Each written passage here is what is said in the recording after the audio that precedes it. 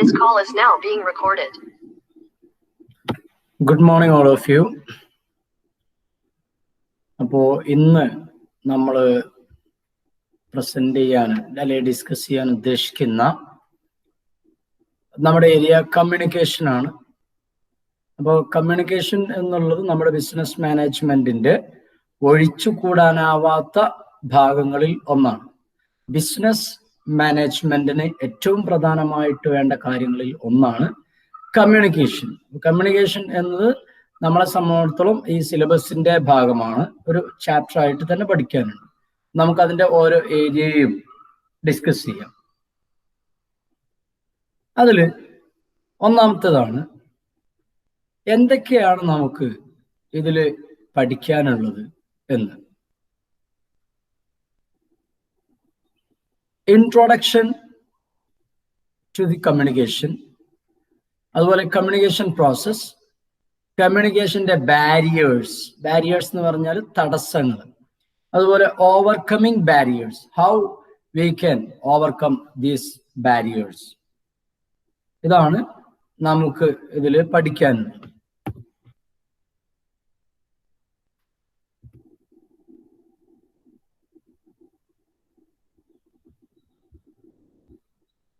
അപ്പൊ ആദ്യം എന്താണ് കമ്മ്യൂണിക്കേഷൻ എന്നുള്ള ഏരിയയാണ് നമ്മൾ ഡിസ്കസ് ചെയ്യുന്നത്.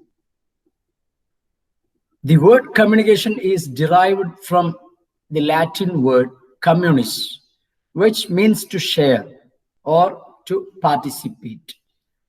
Communication എന്നുള്ള വേർഡ്, ആ ഒരു കമ്മ്യൂണിക്കേഷൻ എന്ന വാക്ക് കമ്മ്യൂണിസ് എന്നുള്ളതിൽ നിന്നാണ്, കമ്മ്യൂണിസ്റ്റ് എന്ന ലാറ്റിൻ പദത്തിൽ നിന്നാണ് ഡിറൈവ് ചെയ്തത് വന്നിട്ടുള്ളത്. കമ്മ്യൂണിസ്റ്റ് എന്നുള്ളതിന്റെ അർത്ഥം തന്നെ ടു ഷെയർ എന്നുള്ളതാണ്, അല്ലെങ്കിൽ ടു പാർട്ടിസിപ്പേറ്റ് എന്നൊക്കെയാണ്. Then two-way process of reaching mutual understanding in which parties involved exchange information, news, ideas and feelings. So through which the communication is a two-way process. Then by this two-way process, reaching mutual understanding. There should be mutual understanding. At the same time, it should be understandable to both the parties. Then which parties they are involved in the communication. And the understanding may be the exchanging of information or news, ideas and feelings. Anything can be shared and that should be mutually understand to both the parties. Then next, what is communication understand? So it is the exchange of maybe information, ideas, thoughts, feelings, emotions. Then all these can be passed through, it may be either speech or maybe through the signals or maybe through writing or through behaviors. So we are exchanging some kind of information or some kind of ideas or maybe our thoughts or our feelings through different modes. That modes are speech, signal, writing or the behaviors. The next one, the communication process.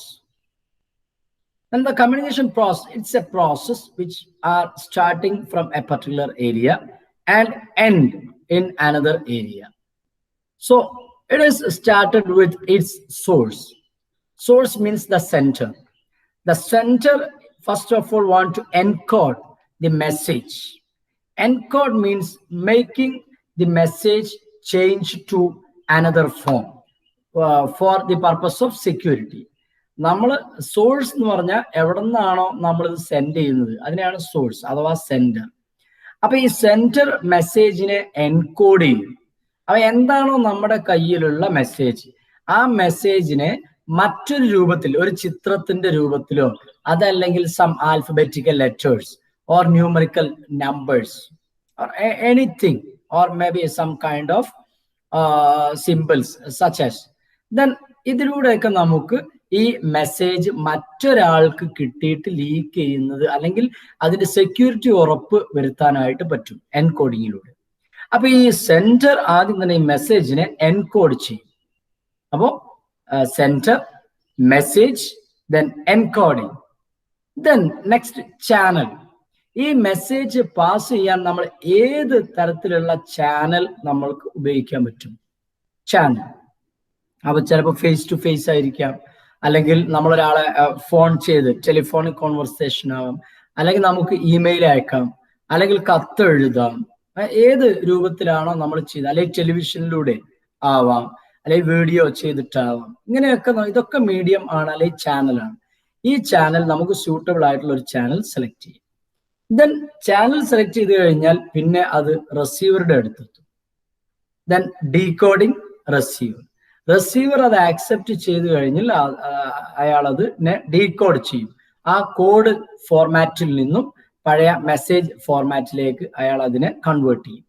Then an arrow is passing from receiver to the sender, that is feedback. നമുക്ക് കുറച്ചും കൂടെ clear ആയിട്ടുള്ള ഒരു സ്ലൈഡിലേക്ക് പോവാം.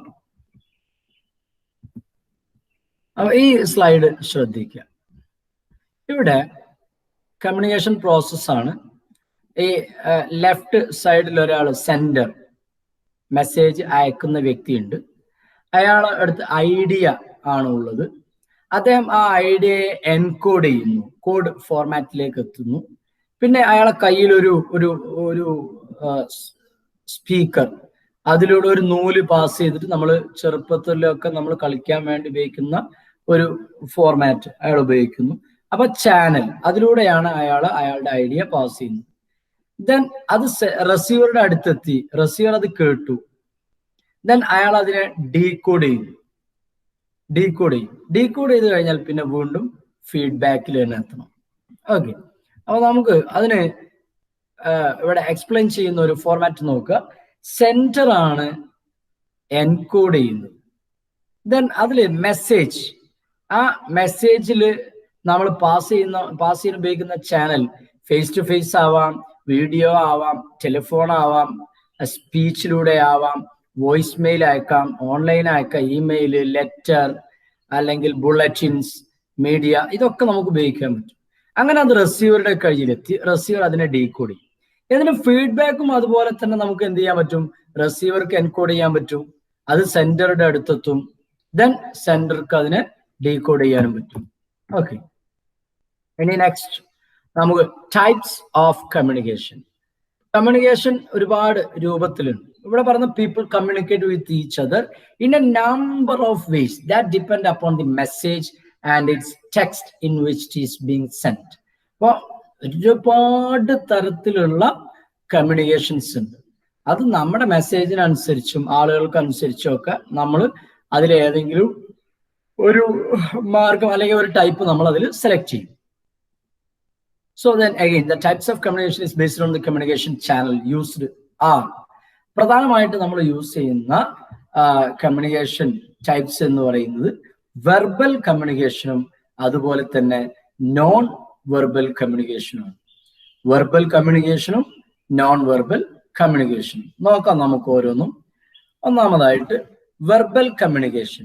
എന്താണ് verbal communication എന്ന് പറഞ്ഞാൽ? It refers to the form of communication in which message is transmitted verbally. Verbal communication എന്ന് പറയുന്നത് through the communication process we are exchanging our message which is transmitted or exchanged verbally. Verbal എന്ന് പറഞ്ഞാൽ നമ്മൾ വാക്കുകൾ ഉപയോഗിക്കുക. വാക്കുകളിലൂടെ നമ്മുടെ message pass ചെയ്യുന്നതിനെയാണ് വെർബൽ കമ്മ്യൂണിക്കേഷൻ എന്ന് പറയാം. അപ്പൊ ഈ verbal communication is done by word of mouth and a piece of writing. അപ്പൊ ഈ വെർബൽ കമ്മ്യൂണിക്കേഷൻ എന്ന് പറഞ്ഞാൽ നമുക്ക് ഒന്നുകിൽ നമ്മൾ വായ കൊണ്ട് സംസാരിക്കുക. ഇപ്പൊ ഞാൻ നിങ്ങൾക്ക് ക്ലാസ് എടുത്ത് തരുന്നത്, അതുപോലെ നിങ്ങൾ ഇവിടെ സ്ലൈഡ് കാണുന്നത് എന്താണ്? ഇൻ ഫോം ഓഫ് റൈറ്റിംഗ് ആണ്. ഓക്കെ, അപ്പൊ റൈറ്റിംഗ് ആവാം, അല്ലെങ്കിൽ ബൈ സ്പീച്ച്, സ്പോക്കൺ വേർഡ്സും ആവാം. Then in verbal communication, remember the acronym KISS. ഇവിടെ കിസ് എന്നുള്ളത് ഒരു ഷോർട്ട് ഫോം ആണ്. വെർബൽ കമ്മ്യൂണിക്കേഷൻ നമ്മൾ കുറെ നീട്ടിപ്പരത്തി പറഞ്ഞു കഴിഞ്ഞാൽ അത് ആളുകൾക്ക് മനസ്സിലായിക്കൊള്ളുന്നില്ല. അതുകൊണ്ട് keep it short and simple. അതിന്റെ ഷോർട്ട് ഫോം ആണ് കിസ് എന്നുള്ളത്. Keep it short and simple. കഴിയുന്നതും ഏറ്റവും പെട്ടെന്ന് മനസ്സിലാക്കുന്ന രൂപത്തിൽ, അതുപോലെ തന്നെ ഏറ്റവും ചെറുതും ആയിരിക്കണം.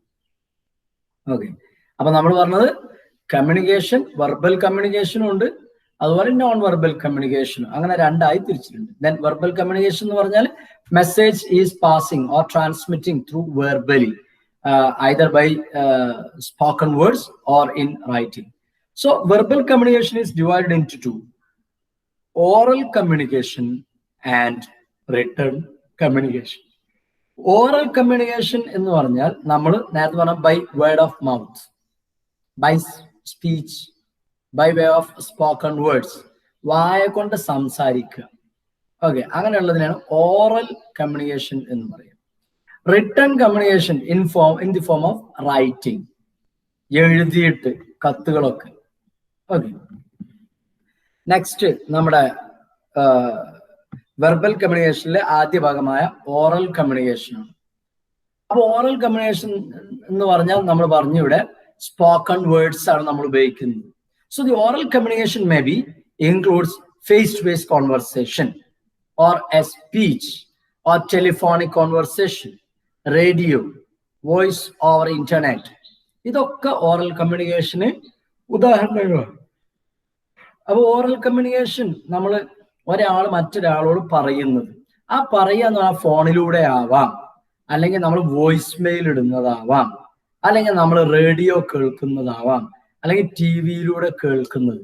ഇതൊക്കെ ഓറൽ കമ്മ്യൂണിക്കേഷനുള്ള ഉദാഹരണങ്ങളാണ്, അല്ലെങ്കിൽ നേരിട്ട് നമ്മൾ ആളുകളോട് പറയാം. Then communication is influenced by pitch, volume, speed and clarity of speaking. Oral കമ്മ്യൂണിക്കേഷന്റെ പ്രത്യേകതയാണ് കമ്മ്യൂണിക്കേഷൻ പലപ്പോഴും ആ പിച്ചിലുള്ള വേരിയേഷൻ, ചില വാക്കുകൾ നമ്മൾ സ്ട്രെസ് ചെയ്യും, പ്രധാനപ്പെട്ടതാണെങ്കിൽ നമ്മൾ അതിന് കൂടുതൽ ഇമ്പോർട്ടൻസ് കൊടുക്കും. അപ്പൊ ആ സ്ട്രെസ് ചെയ്തുകൊണ്ട് അല്ലെങ്കിൽ കുറച്ച് ഉച്ചത്തിൽ അല്ലെങ്കിൽ പിച്ച് ചെയ്തുകൊണ്ട് സംസാരിച്ച ആ വേർഡ് എന്താണോ അതിനായിരിക്കും അവിടെ പ്രാധാന്യമുള്ളത്. അതുപോലെ തന്നെ നമ്മൾ ഒരാളോട് ഷൗട്ട് ചെയ്യുമ്പോൾ ചിലപ്പോ വളരെ ഉച്ചത്തിലായിരിക്കും, വോളിയം. അതുപോലെ സ്പീഡ്, നമുക്ക് പെട്ടെന്ന് പറഞ്ഞു തീർക്കേണ്ട സംഗതികൾ ഉണ്ടാവാം, എന്നാൽ at the same time clarity of speaking, നമ്മൾ പറയുന്നത് കേൾക്കുന്ന ആൾക്ക് കൃത്യമായിട്ട് ക്ലിയർ ആയിരിക്കണം. ഓക്കെ, അപ്പൊ ഇതിന്റെ ഗുണങ്ങൾ എന്ന് പറയുന്നത് ഇറ്റ് ബ്രിങ്സ് ക്വിക്ക് ഫീഡ്ബാക്ക്. നമ്മളിപ്പോ കത്ത് അയച്ചു കഴിഞ്ഞാൽ കുറെ ടൈം എടുക്കും, ഇവിടുന്ന് അങ്ങോട്ട് എത്തി, പിന്നെ അവിടുന്ന് അവരുടെ ഫീഡ്ബാക്ക് തിരിച്ചു വിടത്തണം. അപ്പൊ ഓറൽ കമ്മ്യൂണിക്കേഷൻ ആണ് എന്നുണ്ടെങ്കിൽ നമ്മളിപ്പോ ഫോൺ ചെയ്യാണ്, ഫോണിലൂടെ നമ്മളൊരു കാര്യം അയാളോട് പറഞ്ഞു, അയാളുടെ ഫീഡ്ബാക്ക് അപ്പൊ തന്നെ നമുക്ക് കിട്ടും. So quick feedback. അതുപോലെ തന്നെ face to face conversation by reading facial expression. നമ്മളൊരാളോട് സംസാരിക്കുന്ന സമയത്ത് ഫേഷ്യൽ എക്സ്പ്രഷൻ, നമ്മൾ ഫേസ് ടു ഫേസ് കമ്മ്യൂണിക്കേഷൻ ആണ്. നിങ്ങൾ എൻ്റെ തൊട്ടടുത്തുണ്ടെങ്കിൽ എൻ്റെ എക്സ്പ്രഷൻ, എൻ്റെ മുഖത്തുള്ള എക്സ്പ്രഷൻ, അപ്പൊ ആ ഫീലിംഗ് കൃത്യമായിട്ട് നമുക്ക് മനസ്സിലാക്കാൻ പറ്റും. അതുപോലെ തന്നെ ബോഡി ലാംഗ്വേജ്, അപ്പൊ ഒരാൾക്ക് അയാൾ എത്രത്തോളം താല്പര്യത്തോടു കൂടിയാണ് ഈ സംഗതിയെ കുറിച്ച് ഡിസ്കസ് ചെയ്യുന്നത്, കേൾക്കുന്നത് എന്നൊക്കെ മനസ്സിലാക്കാനായിട്ട് പറ്റും. മറ്റൊന്ന് അതിന്റെ ഓറൽ കമ്മ്യൂണിക്കേഷന്റെ ഡിസഡ്വാൻറ്റേജ് ആണ്. ഫേസ് ടു ഫേസ് ആണ് എന്നുണ്ടെങ്കിൽ user is unable to deeply think about what he is delivering. അപ്പൊ നമ്മൾ ഫേസ് ടു ഫേസ് കമ്മ്യൂണിക്കേഷൻ ആണ് എന്നുണ്ടെങ്കിൽ സ്വാഭാവികമായിട്ടും ഒരുപാട് ചിന്തിച്ച് ആലോചിച്ച് പറയാനൊന്നും നമുക്ക് സമയം ഉണ്ടാവില്ല. കാരണം രണ്ടു കൂട്ടരും അതിന് ഫേസ് ടു ഫേസ് ആകുമ്പോൾ നമ്മൾ സ്പീഡി കോൺവെർസേഷൻ ആണ്. അപ്പൊ അത് ഇതിന്റെ ഒരു പ്രയാസമാണ്. അങ്ങനെ ഒരുപാട് ഡിസഡ്വാൻറ്റേജസ് അതിനുണ്ട്. ദെൻ വെർബൽ കമ്മ്യൂണിക്കേഷന്റെ രണ്ടാമത്തെ ഭാഗമാണ് റിട്ടൺ കമ്മ്യൂണിക്കേഷൻ എന്നുള്ളത്. Written communication, so communication in the form of writing. So in written communication, written signs or words or symbols are used to communicate. Written communicationil നമ്മൾ വാക്ക് എഴുതപ്പെടുന്ന വാക്കുകൾ എഴുതിക്കൊണ്ട് അല്ലെങ്കിൽ സിംബലുകൾ കാണിച്ചുകൊണ്ട്, സൈനുകൾ കാണിച്ചുകൊണ്ട്. ഓറൽ ആണെങ്കിലോ നമ്മൾ സ്പോക്കൺ വേർഡ്സ് ആണ്, നമ്മൾ പറയുകയാണ്, അത് കേൾക്കുകയാണ്. ഇവിടെ നമ്മൾ വേർഡുകൾ കാണുകയാണ്. Okay, in writing. So in written communication, message can be transmitted via email, letter, report, memo, ഇതൊക്കെ അതിന്റെ ഉദാഹരണങ്ങളാണ്. റിട്ടൺ കമ്മ്യൂണിക്കേഷൻ നമ്മൾ ഉപയോഗിക്കുന്നത് കത്തുകൾ അയക്കും, ഇമെയിലുകൾ അയക്കും, അതുപോലെ റിപ്പോർട്ട്സ് കൊടുക്കുന്നത്, മെമ്മോ അയക്കുന്നത്, ഇതൊക്കെ റിട്ടൺ കമ്മ്യൂണിക്കേഷനുള്ള ഉദാഹരണങ്ങൾ. Then the written communication is most common form of communication being used in business. സാധാരണ ഇപ്പൊ നമ്മൾ ബിസിനസ് മാനേജ്മെന്റ് എന്ന സബ്ജക്റ്റ് ആണ്. ബിസിനസ്സിൽ ഏറ്റവും പ്രധാനപ്പെട്ട ഭാഗമാണ് കമ്മ്യൂണിക്കേഷൻ. ആ കമ്മ്യൂണിക്കേഷനിൽ തന്നെ നമ്മുടെ പല ഡോക്യുമെന്റ് നമ്മൾ ഇവിടെ കീപ്പ് ചെയ്യേണ്ടി വരും. അപ്പൊ ആ ഡോക്യുമെന്റ് ഒക്കെ in the form of writing ആണ്. ഓക്കെ, അടുത്തത് അതിന്റെ ഗുണങ്ങളാണ്. Message can be edited and revise. നമുക്ക് എഴുതുന്നതാണ് ഏത് സമയത്ത് നമുക്ക് എഡിറ്റ് ചെയ്യാം, കറക്റ്റ് ചെയ്യാൻ പറ്റും.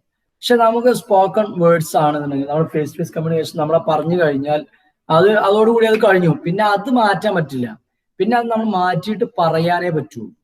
Okay, then written communication provide record and backup. എല്ലാ കാലത്തേക്കുള്ള ഒരു പ്രൂഫാണ് ശരിക്കും ഈ റിട്ടൺ കമ്മ്യൂണിക്കേഷൻ എന്നുള്ളത്. A written message enables receiver to fully understand it and send appropriate feedback.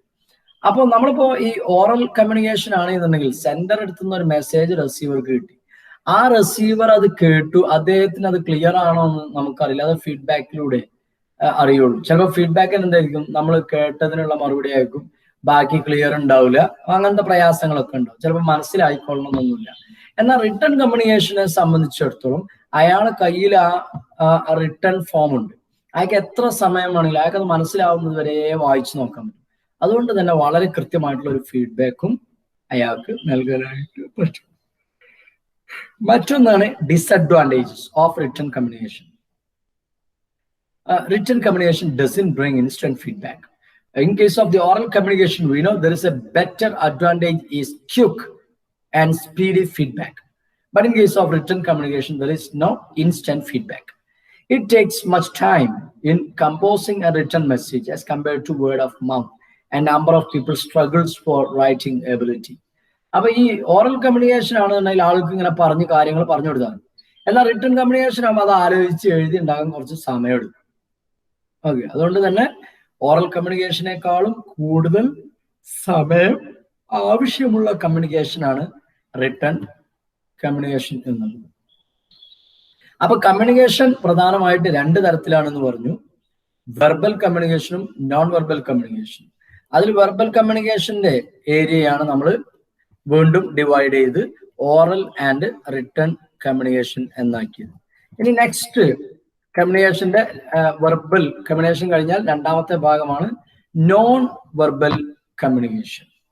അപ്പൊ വെർബൽ കമ്മ്യൂണിക്കേഷൻ നമ്മൾ പറഞ്ഞു വാക്കുകളാണ്, അത് സംസാരിച്ചിട്ടോ എഴുതിയിട്ടൊക്കെ ആയിരിക്കും ഉപയോഗിക്കുക. എന്നാൽ നോൺ വെർബൽ കമ്മ്യൂണിക്കേഷൻ എന്ന് പറഞ്ഞാൽ sending or receiving of wordless message such as gesture, body language, posture, tone of voice or facial expression etcetera is called non verbal communication.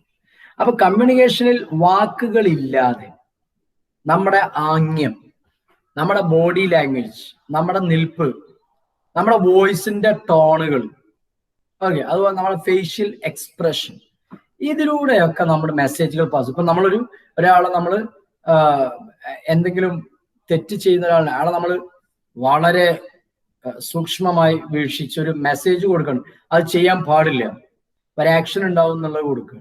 ആ രൂപത്തിൽ. അതുപോലെ തന്നെ നമ്മുടെ ബോഡി ലാംഗ്വേജ്, നമ്മളിങ്ങനെ ക്ലാസ് എടുക്കുമ്പോൾ ഒരാള് ക്ലാസ്സിൽ ഡെസ്കിൽ തലവെച്ച് ഉറങ്ങുകയാണ് എന്നുണ്ടെങ്കിൽ അപ്പൊ അതിന് ശരിക്കും ഒരു മീനിങ് ഉണ്ട്, അയാൾ എത്രത്തോളം അതിൽ ആക്റ്റീവ് ആണ് അല്ല എന്നുള്ള ഒരു മെസ്സേജ് നമുക്ക് അതിൽ കിട്ടുന്നുണ്ട്. Next, non verbal communication is all about body language of speaker.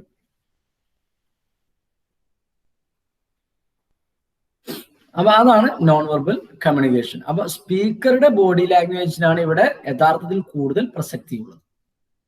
ഇനി non verbal communication have the following elements. Non verbal കമ്മ്യൂണിക്കേഷന്റെ പ്രധാനപ്പെട്ട ഇഷ്ടംപോലെ എലമെന്റ്സ് ഉണ്ട്, അതിൽ വളരെ കുറച്ചെണ്ണം മാത്രമാണ് ഇവിടെ പറയുന്നത്. ഒന്ന്, അപ്പിയറൻസ് ഓഫ് സ്പീക്കർ. സ്പീക്കറുടെ അപ്പിയറൻസ്, അയാൾ വെൽ ഡ്രസ്ഡ് ആയിരിക്കണം, അയാളുടെ ക്ലോത്തിങ്, അയാളുടെ ഹെയർ സ്റ്റൈൽ, മുടി എങ്ങനെയെങ്കിലും ഒന്നും ആയാൽ പോരാ, അത് അട്രാക്റ്റീവ് ആയിരിക്കണം. അതുപോലെ നീറ്റ്നെസ്, വൃത്തി ഉണ്ടായിരിക്കണം. യൂസ് ഓഫ് കോസ്മെറ്റിക്സ്, എന്ന് പറഞ്ഞാൽ അത്യാവശ്യം എന്ന് പറഞ്ഞാൽ ഒരാളെ മുന്നിൽ എങ്ങനെയാണ് നമ്മൾ നിൽക്കുന്നത്, അത് കോസ്മെറ്റിക്സ് ഒന്നും ഓവർ ആവാനൊന്നും പാടില്ല, ആവശ്യത്തിന് മാത്രമേ ഉണ്ടാവാൻ പാടുള്ളൂ. അതുപോലെ തന്നെ നമ്മൾ കമ്മ്യൂണിക്കേഷൻ നടത്തുന്ന സറൗണ്ടിങ്സ്, റൂമിന്റെ സൈസ്, റൂമിലെ വെന്റിലേഷൻ, ലൈറ്റിംഗ്, അതുപോലെ റൂമിന്റെ ഡെക്കറേഷൻസ്, അതുപോലെ റൂമിലുള്ള ഫർണിച്ചർ, ഓക്കെ, അല്ലെങ്കിൽ ഫർണിഷിങ്സ്, ഈ സംഗതികൾക്കും തുല്യ പ്രാധാന്യം. ദെൻ അതുപോലെ തന്നെ ഈ അപ്പിയറൻസ് അല്ലെങ്കിൽ ബോഡി ലാംഗ്വേജ്, നമ്മുടെ ഫേഷ്യൽ എക്സ്പ്രഷൻ, ഒരാളോട് നമ്മൾ ദേഷ്യത്തോടെ സംസാരിക്കുമ്പോഴും ഒരാളോട് നമ്മൾ വാത്സല്യത്തോടെ സ്നേഹത്തോടെ സംസാരിക്കുമ്പോഴും അയാളുടെ ഫേഷ്യൽ എക്സ്പ്രഷൻസിൽ വ്യത്യാസമുണ്ടാവും. ആശ്ചര്യപ്പെടുമ്പോഴും നമ്മൾ എന്തെങ്കിലും കോമഡി കേട്ട് ചിരിക്കുമ്പോഴുണ്ടാവും, എല്ലാ ഫേഷ്യൽ എക്സ്പ്രഷനും വ്യത്യാസമുണ്ട്. അതുപോലെ തന്നെ മറ്റൊന്നാണ് ജസ്ചർ, നമ്മുടെ ആംഗ്യ ഭാഷ. നമ്മൾ ഒരാളെ വിളിക്കുകയാണെങ്കിൽ നമ്മൾ പേരിന് പകരം ഇങ്ങനെ ആക്ഷനാണ് നമ്മൾ കാണിക്കുന്നത്. അതുപോലെ പോസ്ചർ, ഒരാളുടെ നിൽപ്പ് വളരെ സ്റ്റഡി ആയിട്ടാണെങ്കിൽ he is a better listener in the communication. അപ്പൊ ആളെ പോസ്ചർ, അതൊക്കെ നമുക്കൊരു മെസ്സേജ് തന്നെ, ആള് ഇൻട്രസ്റ്റിംഗ് ആണ് എന്ന് മനസ്സിലാക്കും. നെക്സ്റ്റ് വൺ ആണ് സൗണ്ട്. നോൺ വെർബൽ കമ്മ്യൂണിക്കേഷൻ മറ്റൊരു എലമെന്റ് ആണ് സൗണ്ട്, ആളുടെ ടോൺ ഓഫ് വോയിസ്, അതുപോലെ വോള്യം, അതുപോലെ സ്പീച്ച് റേറ്റ്, അതിന്റെ സ്പീഡ് ഒക്കെ അതിൽ വരും. ഓക്കെ, നെക്സ്റ്റ് വൺ ആണ് ലെവൽസ് ഓഫ് കമ്മ്യൂണിക്കേഷൻ. അടുത്ത ഏരിയയാണ്, കമ്മ്യൂണിക്കേഷന്റെ അടുത്ത ഭാഗമാണ് ലെവൽസ് ഓഫ് കമ്മ്യൂണിക്കേഷൻ. കമ്മ്യൂണിക്കേഷന് പലതരത്തിലുള്ള ലെവൽസ് ഉണ്ട്. അതിൽ ഒന്നാമത്തേതാണ് inter personal communication, intra personal communication. രണ്ടും ഉണ്ട്, ഇന്റർ പേഴ്സണൽ കമ്മ്യൂണിക്കേഷനും ഉണ്ട്, ഇൻട്രാ പേഴ്സണൽ കമ്മ്യൂണിക്കേഷനും ഉണ്ട്. അപ്പൊ ഇവിടുത്തെ പിക്ചർ നോക്കുക, ഒരാൾ സ്വയം ഇരുന്ന് ആലോചിക്കുകയാണ്. അപ്പൊ intra personal communication means A communication that occurs in your own mind. It is the basis of your feelings, biases, prejudices and beliefs. ഒരാൾ സ്വന്തത്തോട് സംസാരിക്കുന്നതിനെയാണ് ഇൻട്രാ പേഴ്സണൽ കമ്മ്യൂണിക്കേഷൻ എന്ന് പറയും. ഇപ്പൊ നമ്മള് ആലോചിക്കുക, ഞാൻ നാളെ ഇന്ന ആളോട് സംസാരിക്കുന്ന സമയത്ത്, അല്ലെങ്കിൽ നമുക്കൊരു അവസരം കിട്ടുകയാണ് നമ്മുടെ കേരളത്തിലെ ചീഫ് മിനിസ്റ്ററോട് സംസാരിക്കാൻ. അപ്പൊ നമ്മൾ ആലോചിക്കണം, ഞാൻ എങ്ങനെയായിരിക്കണം സംസാരിക്കേണ്ടത്, എന്തൊക്കെയാണ് ചോദിക്കേണ്ടത് എന്നൊക്കെ നമ്മൾ നമ്മളോട് തന്നെ ഒന്ന് ആലോചിച്ച് ഉറപ്പുവരുത്തും. അങ്ങനെ സ്വന്തത്തോടുള്ള കമ്മ്യൂണിക്കേഷനെയാണ് ഇൻട്രാ പേഴ്സണൽ കമ്മ്യൂണിക്കേഷൻ എന്ന് പറയുന്നത്. അപ്പൊ നമ്മൾ രാവിലെ കോളേജിൽ എത്തുകയാണെങ്കിൽ, ഇന്നിപ്പോ കോളേജിൽ എന്തൊക്കെ പരിപാടി ഉണ്ടാവാനാണ് സാധ്യത എന്ന് കോളേജിലേക്ക് പോകുമ്പോൾ തന്നെ, വീട്ടിൽ നിന്ന് ഇറങ്ങുമ്പോൾ തന്നെ നമ്മൾ ആലോചിക്കും. അപ്പൊ ഇതൊക്കെ എന്താണ് ഈ ഇൻട്രാ പേഴ്സണൽ കമ്മ്യൂണിക്കേഷന്റെ ഉദാഹരണങ്ങളാണ്. മറ്റൊന്നാണ് Inter personal communication. Interpersonal communication എന്ന് പറഞ്ഞാൽ communication between two people. Intra personal എന്ന് പറഞ്ഞാൽ സ്വന്തത്തോട്, കമ്മ്യൂണിക്കേഷൻ ബൈ ഹിംസെൽഫ്, ഒരാൾ അയാളോട് തന്നെ സംസാരിക്കുന്നതിനെയാണ് ഇൻട്രാ പേഴ്സണൽ എന്ന് പറയുന്നത്. എന്നാൽ ഇന്റർപേഴ്സണൽ എന്ന് പറഞ്ഞാൽ between two persons, two or more people, ഒന്നിലധികം ആളുകളോടുള്ള സംസാരത്തിനെയാണ് നമ്മൾ ഇന്റർപേഴ്സണൽ കമ്മ്യൂണിക്കേഷൻ എന്ന് പറയും. അപ്പൊ അതിലെന്താണ്, ഇപ്പൊ ഞാൻ ക്ലാസ് എടുക്കുകയാണെങ്കിൽ, നിങ്ങൾ ക്ലാസ് റൂമിൽ 10-50ഓളം കുട്ടികൾ ഇരിക്കുക, ഞാൻ ക്ലാസ് എടുക്കുക. അപ്പൊ അവിടെ എന്താണ്, ഞാൻ എന്നോടല്ല പറയുന്നത്, ഞാൻ നിങ്ങളോടാണ്. ഒരുപാട് ആളുകളുണ്ട്, ചിലപ്പോൾ ഒരാളായാലും മതി, അല്ലെങ്കിൽ ഒന്നിലധികം ഉണ്ടാവാം. അങ്ങനെയുള്ള കേസിൽ നമ്മൾ പറയുന്നതാണ് ഇന്റർ പേഴ്സണൽ കമ്മ്യൂണിക്കേഷൻ. അതുപോലെ മറ്റൊരു കമ്മ്യൂണിക്കേഷനാണ് small group communication. Small group communication within formal or informal groups or teams. Then it is a group interaction that results in decision making, problem solving and discussion within an organization. ഒരു ഓർഗനൈസേഷനിൽ ചില ഗ്രൂപ്പുകൾ ഉണ്ടാവും.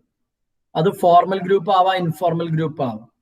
അപ്പൊ അവര് പരസ്പരം share ചെയ്യുന്നു. ഇപ്പൊ ഇവിടെ ഒരു ഉദാഹരണം would be group planning a surprise birthday party for someone. ഒരാളുടെ ബർത്ത്ഡേ വരെയാണ്. അപ്പൊ നമ്മൾക്ക് അത് എങ്ങനെയാണ് നമ്മൾ ആ ബർത്ത്ഡേ ട്രീറ്റ് ചെയ്യേണ്ടത്, അയാളെ എങ്ങനെ ട്രീറ്റ് ചെയ്യണം എന്ന് നമ്മൾ പ്ലാൻ ചെയ്ത് വെക്കുന്നത് ശരിക്കും സ്മോൾ ഗ്രൂപ്പ് കമ്മ്യൂണിക്കേഷന് ഉദാഹരണമാണ്. അതുപോലെ മറ്റൊന്നാണ് 1-to ഗ്രൂപ്പ് കമ്മ്യൂണിക്കേഷൻ എന്നുള്ളത്. 1-to group communication. 1-to group ആ പേരിൽ തന്നെ ഉണ്ട്, ഒരാളിൽ നിന്നും കുറെ ആളുടെ അടുത്തേക്ക്. അപ്പൊ ഞാൻ നേരത്തെ പറഞ്ഞ അതേ ഉദാഹരണം തന്നെ, ഇപ്പൊ ഞാൻ നിങ്ങൾക്ക് ക്ലാസ് എടുക്കും, നിങ്ങൾ 50ഓളം കുട്ടികൾ ക്ലാസ്സിൽ ഇരിക്കുകയാണ്, പക്ഷെ ക്ലാസ് എടുക്കുന്നത് ഞാനാണ്. അപ്പൊ 1 to ഗ്രൂപ്പ്, ഒരാൾ ഒരു ടീമിനോട്, ഒരു ഗ്രൂപ്പിനോട്. ഓക്കെ, അപ്പൊ 1 speaker and there are so many listeners or audience. Okay, then മറ്റൊന്നാണ് മാസ് കമ്മ്യൂണിക്കേഷൻ. മാസ് എന്ന് പറഞ്ഞാൽ തന്നെ എന്താണ്, ഒരുപാട് എണ്ണം ഉണ്ടാവുമ്പോഴാണ് നമ്മൾ അതിനെ മാസ് പീപ്പിൾ എന്ന് പറഞ്ഞാൽ കുറെ ആളുകൾ. മാസ് കമ്മ്യൂണിക്കേഷൻ എന്ന് പറഞ്ഞാൽ ഒരുപാട് ആളുകളോട്. അപ്പൊ മാസ് ജനക്കൂട്ടത്തിനെയും നമ്മൾ എന്ത് പറയാറുണ്ട്, മോബ്, അത് നമ്മൾ മാസ് എന്ന് പറയും. അപ്പൊ ആ മാസ് കമ്മ്യൂണിക്കേഷൻ ആണ് ഇവിടെ ഉദ്ദേശിക്കുന്നത്. So it is the transmission of message to the general public. മൊത്തം ആളുകൾ, സൊസൈറ്റിയോട്, ആ സൊസൈറ്റിയിലെ എല്ലാ ആളുകളോടും നമ്മൾ ഒരുമിച്ച് കമ്മ്യൂണിക്കേറ്റ് ചെയ്യുന്നതിനെയാണ് മാസ് കമ്മ്യൂണിക്കേഷൻ എന്ന് പറയുന്നത്. അപ്പൊ അവിടെ അതിനുപയോഗിക്കുന്ന മാസ് മീഡിയ, അതിൽ ഉൾപ്പെടുന്നത് റേഡിയോ, ടെലിവിഷൻ, ഫിലിം, അതുപോലെ പ്രിന്റഡ് മെറ്റീരിയൽസ് ഒക്കെ അതിൽ മാസ് കമ്മ്യൂണിക്കേഷൻ. ഇപ്പൊ പത്രം ഒരു മാസ് മീഡിയ ആണ്. ടെലിവിഷൻ, വാർത്ത വായിക്കുന്ന ഒരു മാസ് മീഡിയ, എത്രയോ ആളുകൾ അത് കേട്ടുകൊണ്ടിരിക്കുന്നു. ഓക്കെ, ഇതൊക്കെയാണ് മാസ് കമ്മ്യൂണിക്കേഷൻ എന്നത്. ഇനി അടുത്തത് കമ്മ്യൂണിക്കേഷൻ ബാരിയർ ആണ്. ബാരിയർ എന്ന് പറഞ്ഞാൽ തടസ്സങ്ങൾ, ലിമിറ്റേഷൻസ് എന്നൊക്കെയാണ്. നോക്കാം നമുക്ക് ഓരോന്നും. Communication barrier it's a reason behind an uneffective communication. ഒരു കമ്മ്യൂണിക്കേഷൻ ഇഫക്റ്റീവ് അല്ലാതിരിക്കാനുള്ള കാരണം എന്താണോ അതിനെയാണ് ബാരിയർ എന്ന്, അല്ലെങ്കിൽ കമ്മ്യൂണിക്കേഷൻ ബാരിയർ എന്ന് പറയും. പ്രധാനമായിട്ടുള്ള കമ്മ്യൂണിക്കേഷൻ ബാരിയേഴ്സ് ആണ് ഇവിടെ കൊടുത്തിട്ടുള്ളത്. Semantic barrier, physical barrier, organizational barrier, emotional barrier, and personal barriers. Okay, then അപ്പൊ ഒന്നുകൂടെ പറയാം. Semantic barrier, physical barrier, organisational barrier, emotional barrier, personal barrier, technological barrier, cultural barrier. ഇതൊന്നും അല്ലാതെ ഇനിയും ബാരിയേഴ്സ് ഉണ്ടാവാം, പക്ഷെ ഇവിടെ നമ്മൾ കുറച്ചെണ്ണം ഡിസ്കസ് ചെയ്യുന്നു എന്ന്. ഒന്നാമത്തത് സിമാൻറ്റിക് ബാരിയർ അഥവാ ലാംഗ്വേജ് ബാരിയർ. ഒരാളുടെ ലാംഗ്വേജ് നമുക്ക് മനസ്സിലാവാതിരിക്കുക. അപ്പൊ ഇതിൽ പറയുന്നത് language problem, poor vocabulary, poor knowledge of grammar, poor pronunciation, poor hand writing, ഇതൊക്കെ വരും. ഇപ്പൊ നമ്മൾക്ക് ഇപ്പൊ ചൈനീസ് ലാംഗ്വേജ് നമുക്ക് അറിയില്ല. ഒരു ചൈനക്കാരൻ ഇവിടെ വന്നിട്ട് നമ്മളോട് ഇങ്ങനെ സംസാരിക്കുന്നു, നമുക്കൊന്നും പറയാൻ കഴിയില്ല. അത് സിമാൻറ്റിക് ബാരിയറിനൊരു ഉദാഹരണമാണ്. മറ്റൊന്നാണ് ഫിസിക്കൽ ബാരിയർ. നമ്മുടെ ചുറ്റുപാട് നമുക്കുള്ള തടസ്സങ്ങൾ, അതിൽ വരുന്നത് നോയ്സ്, അല്ലെ, ശബ്ദം ഒരു പ്രശ്നമാണ്. അതുപോലെ മറ്റൊന്നാണ് പുവർ ടൈമിങ്, കൃത്യസമയത്ത് അല്ലാതിരിക്കുക, തെറ്റായ സമയത്ത് നമ്മൾ കമ്മ്യൂണിക്കേഷൻ നടത്തും. മറ്റൊന്നാണ് ഡിസ്റ്റൻസ്, ഒരുപാട് അകലുള്ള ഒരാളാണ്, കുറെ ദൂരാണ്. ഓക്കെ, അതും ഒരു ഫിസിക്കൽ ബാരിയറാണ്. അതിനൊക്കെ നമുക്ക് ഓവർകം ചെയ്യാൻ പറ്റും. And finally inadequate to overload of information overload. ഇപ്പൊ നമ്മൾക്ക് ഒരാൾക്ക് ഒരു കാര്യം പറഞ്ഞു കൊടുക്കുക. അപ്പൊ ഞാൻ നിങ്ങൾക്ക് ഈ ക്ലാസ് എടുക്കുമ്പോൾ എല്ലാ ക്ലാസ്സും കൂടി ഇങ്ങനെ നിർത്താതെ അയച്ചു തന്നാൽ അത് ഇഫക്റ്റീവ് ആവില്ല. ഒരു ചാപ്റ്റർ എടുക്കുക, എന്നിട്ട് അത് നമ്മൾ പറഞ്ഞു അത് മനസ്സിലാക്കുക. ദെൻ നെക്സ്റ്റ് നമ്മൾ അടുത്ത ചാപ്റ്റർ എടുക്കുക. ഈ രൂപത്തിൽ ആണ് നമ്മൾ പോകുന്നില്ല, അവിടെ ഓവർലോഡ് ഇല്ല. നേരെ മറിച്ച് ഈ സബ്ജക്റ്റ് എല്ലാം കൂടെ ഞാൻ ക്ലാസ് എടുത്തിട്ട് ഒറ്റയടിക്കാൻ അയച്ചു തരികയാണെന്നുണ്ടെങ്കിൽ it may becomes an overload to the students. Okay, പിന്നെ മൂന്നാമത്തെ ഒരു ബാരിയർ ആണ് ഓർഗനൈസേഷണൽ ബാരിയർ. ഇത് നമ്മൾ വർക്ക് ചെയ്യുന്ന ഓർഗനൈസേഷന്റെ അകത്ത് ഉണ്ടാവാൻ സാധ്യതയുള്ള കാരണങ്ങളാണ് ഓർഗനൈസേഷണൽ ബാരിയർ. അതിൽ ഒന്നാമത്താണ് ഓർഗനൈസേഷണൽ റൂൾസ് ആൻഡ് റെഗുലേഷൻസ്. ചിലപ്പോൾ നമുക്ക് നല്ല താല്പര്യമുള്ള ഒരു കാര്യമായിരിക്കാം, പക്ഷെ ഓർഗനൈസേഷൻ അത് ബാൻ ചെയ്തിട്ടുണ്ടാവും. ഇപ്പൊ ഒരാൾക്ക് നന്നായിട്ട് ലിക്കർ കഴിക്കാനുള്ള താല്പര്യം ഉണ്ടെന്ന് വിചാരിക്കാം, പക്ഷെ സ്ഥാപനം അത് സമ്മതിക്കുന്നില്ല, because it is against the rule of organisation. അപ്പൊ അതൊരു പ്രശ്നമാണ്. അതുപോലെ ഹയറാർക്കിയൽ റിലേഷൻഷിപ്പ്, ശരിക്കും മുകളിൽ ടോപ്പ് ലെവലിൽ ഒരാൾക്ക് ഏറ്റവും താഴെയുള്ള ഒരാളുമായിട്ട് നല്ല ബന്ധമുണ്ട്, പക്ഷെ അതൊരു ഓർഗനൈസേഷനെ സംബന്ധിച്ചിടത്തോളം അത് ഒരു ഹയറാർക്കി പ്രോബ്ലം എന്ന് പറഞ്ഞാൽ നമ്മുടെ തൊട്ട് മുകളിലുള്ള സൂപ്പർവൈസർ, സുപ്പീരിയർക്കാണ് നമ്മൾ നമ്മുടെ റിപ്പോർട്ട് ചെയ്യുന്നത്. അദ്ദേഹമാണ് അത് ഹയർ അതോറിറ്റിയിലേക്ക് പാസ് ചെയ്യുന്നത്. മറ്റൊന്നാണ് ലാക്ക് ഓഫ് സ്റ്റാഫ് മീറ്റിംഗ്. ഇടയ്ക്കിടയ്ക്ക് നമ്മൾ സ്റ്റാഫ് മീറ്റിംഗ് കൂടണം, അത് ഉണ്ടാവാറില്ല. And finally the poor choice of channel. വളരെ കുറഞ്ഞ ചാനലേ നമ്മുടെ മുമ്പിൽ കമ്മ്യൂണിക്കേഷന് വേണ്ടിയിട്ടുള്ളൂ. ഇനിയും ഒരുപാട് ചാനലുകൾ നമ്മൾ കണ്ടെത്തേണ്ടതുണ്ട്. നെക്സ്റ്റ് വൺ ആണ് ഇമോഷണൽ ബാരിയർ. ഇമോഷൻ നമുക്കറിയാം, നമ്മൾ എക്സ്പ്രസ് ചെയ്യുന്നത്. അപ്പൊ സെലക്റ്റീവ് പെർസെപ്ഷൻ. ചില ആൾക്കാർ നമ്മൾ എത്ര പറഞ്ഞാലും അവരുടെ ഒരു വേ ഓഫ് തിങ്കിങ് ഉണ്ട്, അതിലൂടെ മാത്രമേ അത് ഉൾക്കൊള്ളൂ. അതുപോലെ മറ്റൊന്നാണ് പുവർ ലിസണിങ്. ചില ആൾ തീരെ പറയുന്നതൊന്നും ശ്രദ്ധിക്കൂല. ഒരു പ്രിജുഡീസ്ഡ് ആയിട്ട് അയാൾക്കൊരു മുൻവിധി ഉണ്ട്, അതായിട്ട് അങ്ങനെ കുത്തിയും വേറെ ആരും എന്ത് പറഞ്ഞും കാര്യമില്ല. മറ്റൊന്നാണ് ഈഗോട്ടിസം എന്ന് പറഞ്ഞാൽ ഈഗോ. ഞാൻ അയാളെക്കാളും വലിയ ആളാണ്, പിന്നെന്താ അയാള് ഇത്ര പറയാൻ എന്നുള്ളത് തോന്നുന്നു. മറ്റൊന്ന് ഇമോഷൻസ്. ഇതൊക്കെയാണ് ഇമോഷണൽ ബാരിയർ. പിന്നെ മറ്റൊന്നാണ് പേഴ്സണൽ ബാരിയർ. പേഴ്സണൽ ബാരിയർ രണ്ടാൾക്കും ഉണ്ടാവും. ആദ്യം പറയുന്നത് സുപ്പീരിയർ ആണ്. സുപ്പീരിയർ നമ്മൾ സബോർഡിനേറ്റ് ആണെങ്കിൽ നമ്മുടെ മേലധികാരിയാണ് നമ്മൾ സുപ്പീരിയർ എന്ന് പറയും. അപ്പൊ സുപ്പീരിയർക്കുള്ള personal barrier lack of time, നമ്മളെ ശ്രദ്ധിക്കാനുള്ള സമയം ഉണ്ടാവൂല. ലാക്ക് ഓഫ് കോൺഫിഡൻസ്, വേണ്ടത്ര വിശ്വാസം ഇല്ലാതിരിക്കുക. അതുപോലെ തന്നെ lack of proper communication channel, കൃത്യമായ ശരിയായ രൂപത്തിലുള്ള കമ്മ്യൂണിക്കേഷൻ ചാനൽ ഇല്ലാണ്ടിരിക്കുക. ഓക്കെ, ദെൻ അതുപോലെ ഇതൊക്കെ സുപ്പീരിയറുടേതാണ്. ഇനി സബോർഡിനേറ്റ് ഇതുപോലെ തന്നെ അൺവില്ലിങ്നെസ് ടു കമ്മ്യൂണിക്കേറ്റ്. ഒരു കാര്യം പറഞ്ഞാൽ അതിന് വില്ലിങ് അല്ല, ആ കാര്യം കമ്മ്യൂണിക്കേറ്റ് ചെയ്യാൻ തയ്യാറാവുന്നില്ല, അതൊരു പ്രശ്നമാണ്. അതുപോലെ ഫിയർ ഫ്രം സുപ്പീരിയർ, സുപ്പീരിയറെ പേടി, അയാൾ പണിഷ് ചെയ്യോ അല്ലെങ്കിൽ വേറെ എന്തെങ്കിലും തരത്തിലുള്ള തീരുമാനം എടുക്കുമോ എന്നുള്ള പേടി. ഓക്കെ, ഇതൊക്കെയാണ് കമ്മ്യൂണിക്കേഷൻ ബാരിയറിൽ വരുന്ന കുറച്ച് കാര്യങ്ങൾ. And another one technological barrier. Technology, നമ്മൾ കമ്മ്യൂണിക്കേഷൻ ഉപയോഗിക്കുന്ന ടെക്നോളജിയുമായി ബന്ധപ്പെട്ട് എന്തൊക്കെ തരത്തിലുള്ള ബാരിയർ ഉണ്ടാവാൻ സാധ്യതയുണ്ട്. ഒന്നാണ് യൂസ് ഓഫ് അൺഅപ്ഡേറ്റഡ് ടെക്നോളജി. ഇപ്പൊ നമ്മൾ ചിലപ്പോൾ ഈ മൊബൈലിലൊക്കെ പലതരത്തിലുള്ള ആപ്ലിക്കേഷൻസ് ഉണ്ട്. അപ്പൊ അത് ഇപ്പൊ നമ്മൾ ഉദാഹരണം പറയുകയാണെങ്കിൽ ഗൂഗിൾ പേ ഇപ്പൊ അപ്ഡേറ്റഡ് വേർഷൻസ് അവൈലബിൾ ആണ്. അപ്പൊ നമ്മൾ പഴയ ആപ്പാണ് ഉപയോഗിക്കുന്നത് എന്നുണ്ടെങ്കിൽ നമുക്ക് പേയ്മെന്റ് നടത്താൻ പ്രയാസമായിരിക്കും. ഓക്കെ, അപ്പൊ അതേ രൂപത്തിൽ അതൊക്കെ നമ്മൾ എന്ത് ചെയ്യണം, എപ്പോഴും അപ്ഡേറ്റഡ് ആയിട്ടാണ് നിൽക്കേണ്ടത്. അപ്പൊ അപ്ഡേറ്റഡ് അല്ല എന്നുള്ളത് ടെക്നോളജിക്കൽ ബാരിയർ ആയിട്ട് പറയാം. മറ്റൊന്ന് ലാക്ക് ഓഫ് ടെക്നിക്കൽ നോളജ്. ഇനി ഇതിന് എന്തെങ്കിലും ഒരു പ്രയാസം വരികയാണെങ്കിൽ അത് എങ്ങനെ നന്നാക്കും, അല്ലെങ്കിൽ അത് എങ്ങനെ ഇഫക്റ്റീവായിട്ട് നമുക്ക് യൂട്ടിലൈസ് ചെയ്യാൻ പറ്റും, അതിന്റെ ഒരു അറിവില്ലായ്മ. മറ്റൊന്നാണ് ടെക്നിക്കൽ നോയ്സ്. നമുക്ക് ഈ എന്താ പറയാ, ചിലപ്പോൾ ഉണ്ടാവും നമ്മളിങ്ങനെ ഫോൺ ചെയ്യണതിന്റെ ഇടയിലൊക്കെ മറ്റ് സൗണ്ടുകളൊക്കെ കയറി വരിക, അതൊക്കെ ഉള്ള പ്രശ്നങ്ങൾ. Then barriers at decoding stage.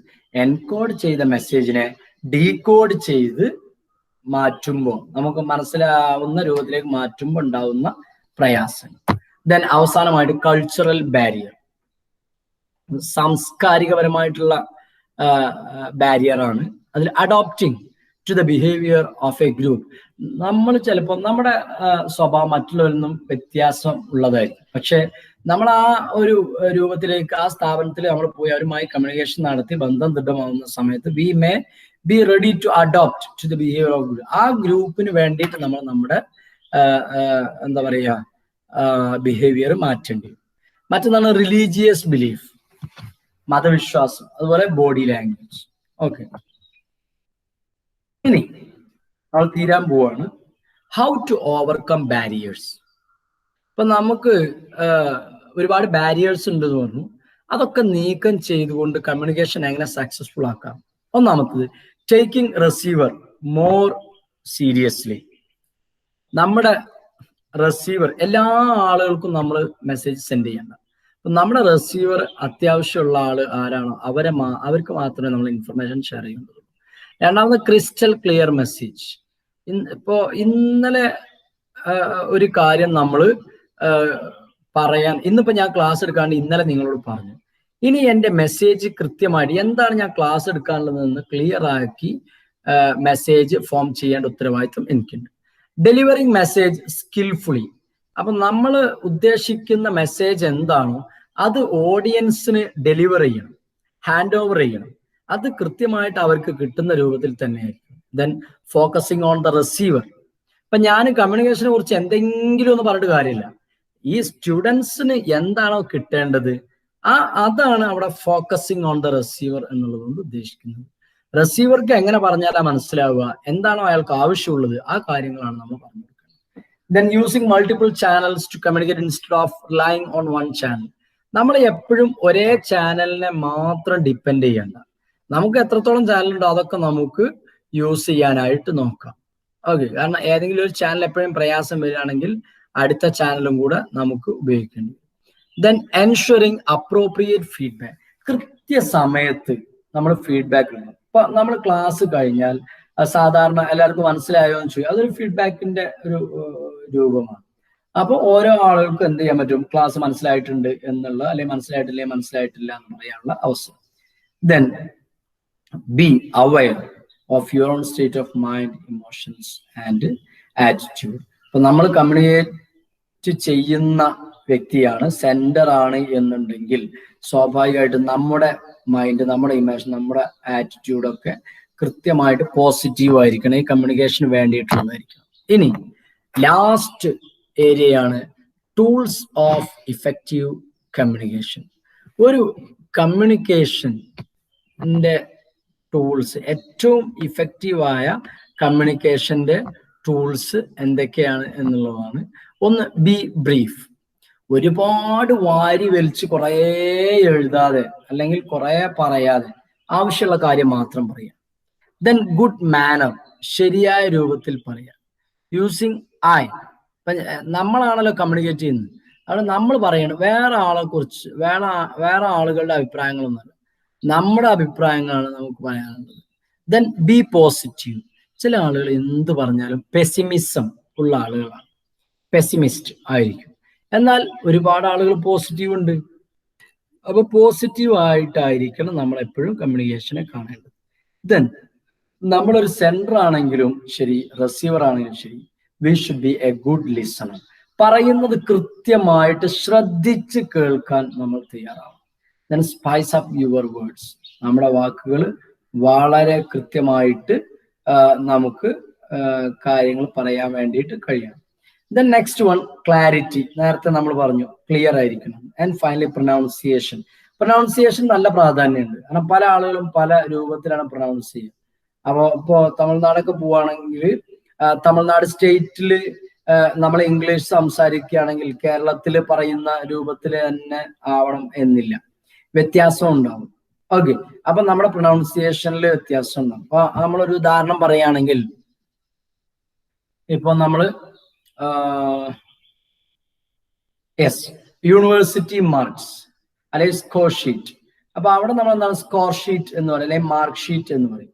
എന്നാൽ തമിഴ്നാട് 6 പലപ്പോഴും വളരെ ക്ലിയർ, മാർക്ക് ഷീറ്റ് എന്ന് 6 പ്രൊനൗൺസ് ചെയ്തുകൊണ്ട് തന്നെ മാർക്ക് എന്ന് പറയും.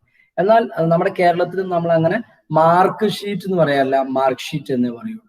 6 കൃത്യമായിട്ട് കമ്മ്യൂണിക്കേറ്റ് ചെയ്തോളണം എന്നില്ല. ഓക്കെ, അപ്പൊ ഇതൊക്കെയാണ്. അപ്പൊ ഇനി ഇവിടെ ഒരു ഇഫക്റ്റീവ് കമ്മ്യൂണിക്കേഷൻ സൈക്കിൾ നോക്കാം. Message, encode, send, decode, interpret, then feedback. Okay, ഇതാണ് യഥാർത്ഥത്തിൽ കമ്മ്യൂണിക്കേഷൻ. അപ്പൊ ഇത്രയാണ് കമ്മ്യൂണിക്കേഷൻ എന്നുള്ള ചാപ്റ്റർ.